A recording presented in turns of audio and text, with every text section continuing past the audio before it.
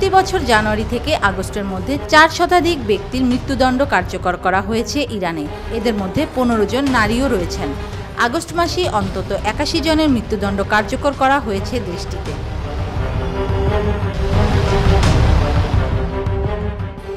জাতিসংঘের মানবাধিকার বিষয়ক হাই কমিশনারের 11 জন বিশেষজ্ঞের একটি প্যানেল গত সোমবার এক বিবৃতিতে এ তথ্য নিশ্চিত করেছে।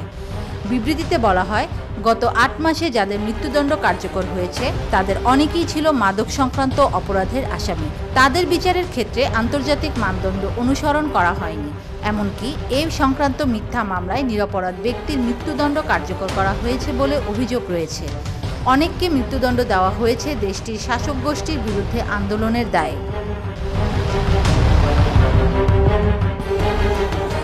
মৃত্যুদণ্ড কার্যকর হওয়াদের মধ্যে 15 জন নারী রয়েছেন উল্লেখ করে ওই বিবৃতিতে বলা হয়, ইরানে মৃত্যুদণ্ড কার্যকর হওয়ার ঘটনা এত বৃদ্ধি পাওয়ায় আমরা উদ্বিগ্ন। অনেক ক্ষেত্রে অস্বচ্ছ এবং ত্রুটিপূর্ণ বিচার পদ্ধতি অবলম্বন করা হয়েছে।